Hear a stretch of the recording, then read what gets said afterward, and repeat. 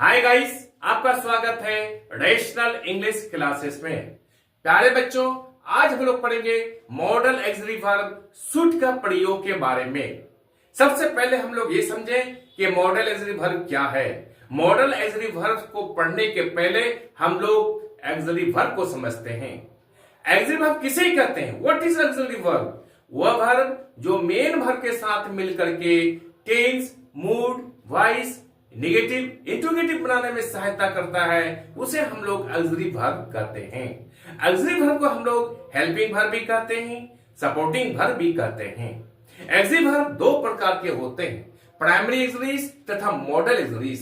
Primary auxiliaries तीन हैं, to be, to do, to have, तथा मॉडल ऑक्सिलरीज 13 हैं, can, could, shall, should, will, would, may, might, must, used to, ought to, dare तथा need. Modal auxiliaries को modal verbs भी कहते हैं या फिर मॉडल्स भी कहते हैं। इसके पहले हम लोग लास्ट क्लास में पढ़ चुके हैं कैन, कुड के बारे में, शैल के प्रयोग के बारे में, विल, वुड के प्रयोग के बारे में, और कुछ कंसेप्ट हम लोग शुड के बारे में पढ़े हैं। आज हम लोग पढ़ेंगे शुड का अगला कंसेप्ट के बारे में। आज का क्लास बहुत मजेदार है, बहुत जानदार है, बहुत ज्ञानवर्धक है। यदि आप अंग्रेजी सीखना चाहते हैं, सही सही बोलना चाहते हैं, लिखना चाहते हैं, किसी भी कॉम्पिटिटिव एग्जाम की तैयारी कर रहे हैं, तो ये वीडियो आपके लिए बहुत जरूरी है। ये क्लास बहुत जरूरी है, इसलिए आप वीडियो को अंत तक देखिए तथा सारा कंसेप्ट को समझिए कि लेस्ट तथा शुड के बीच में कैसी लड़ाई होती है। इस लड़ाई को समझिए आप, ताकि आप एग्जामिनेशन में कभी कोई गलती या एरर नहीं करें। चले हम लोग शुरू करते हैं।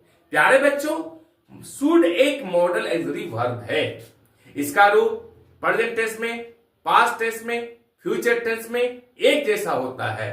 शुड का रूप सभी पर्सन्स में एक सा होता है, चाहे वो फर्स्ट पर्सन हो, चाहे वो सेकंड पर्सन हो, चाहे वो थर्ड पर्सन हो। उदाहरण के लिए फर्स्ट पर्सन में I should go, second person में you should go, third person में they should go.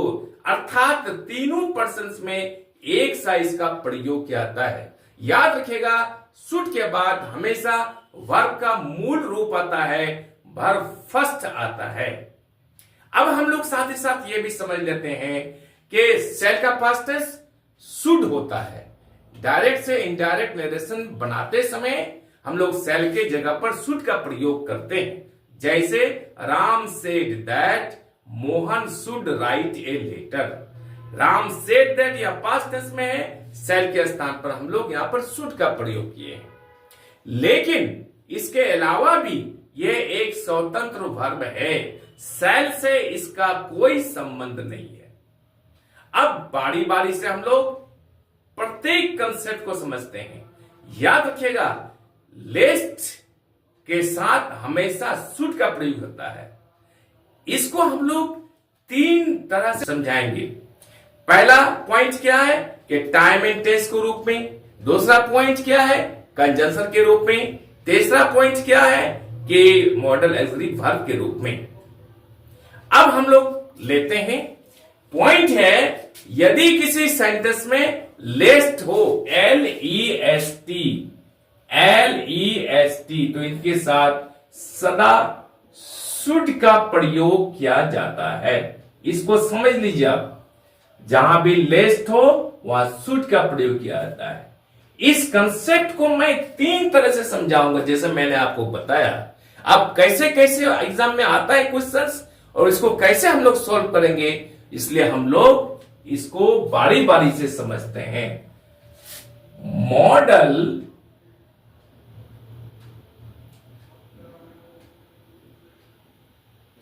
Auxiliary use of should. अब देखिए यहां पर पहला कंसेप्ट हम लोग समझ गए कि लेस्ट का प्रयोग जहां भी होगा वहां शुड का प्रयोग होगा। इसको समझने के पहले लेस्ट का अर्थ को हम लोग समझ लेते हैं कि लेस्ट का क्या अर्थ है। अगर इसका अर्थ को समझ लेते हैं तो पूरा 50% कंसेप्ट हम लोग समझ जाएंगे। देखिए, लेस्ट का अर्थ होता है जिससे कि नहीं, इसको समझ लीजिएगा, जिससे कि नहीं, यहां पर नहीं है यथार्थ नॉट, इसको समझ लीजिएगा। एक पॉइंट तो समझ लीजिए शुड का प्रयोग के बारे में कि जहां पे लेस्ट होगा वहां शुड होगा, इसका अर्थ भी समझ गए यहां पर हम लोग। अब इसको सेंटेंस में यूज करके बताते हैं हम लोग। राम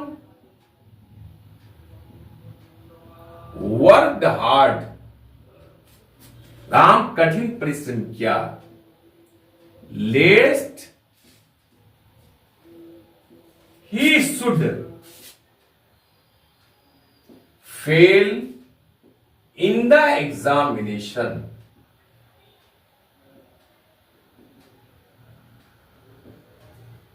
अर्थ को समझ लेते हैं हम लोग। राम वर्कड हार्ड, राम कठिन परिश्रम किया, लेस्ट जिससे कि, यहां जिससे कि नहीं, लेस्ट जिससे कि, ही should fail in the examination, वो परीक्षा में फेल नहीं करे।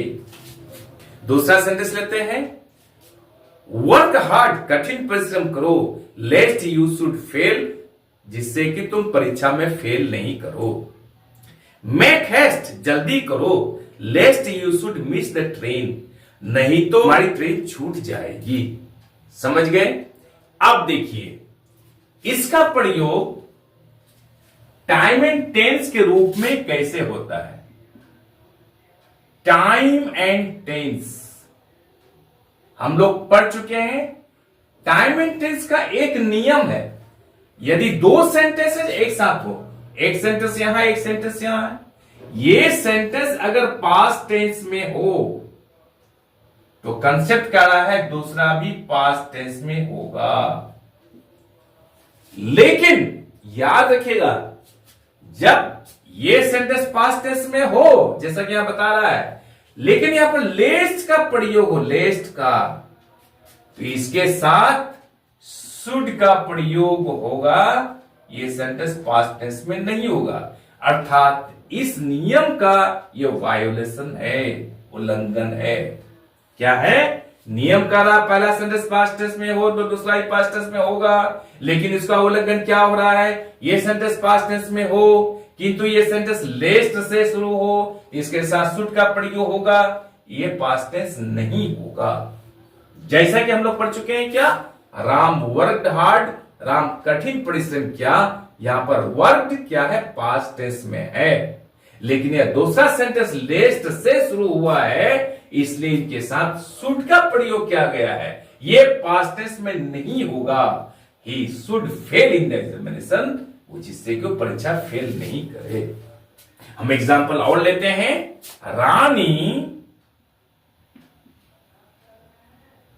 वर्कड हार्ड, रानी कठिन परिश्रम की, lest she should fail in the examination. Rani कठिन परिश्रम की जिससे कि she should fail in the examination, she should fail in the examination, वो परीक्षा में फेल नहीं करे। क्लियर? इस कंसेप्ट को आप समझ गए।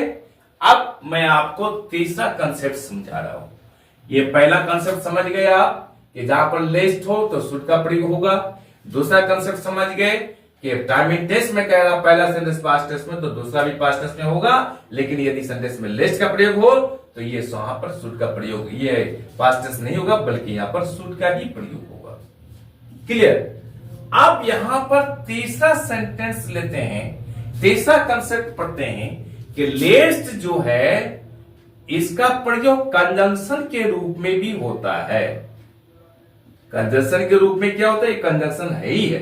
कंजंक्शन का काम है दो या दो से अधिक सेंटेंसेस को, वर्ड्स को, शब्दों को एक साथ जोड़ना है।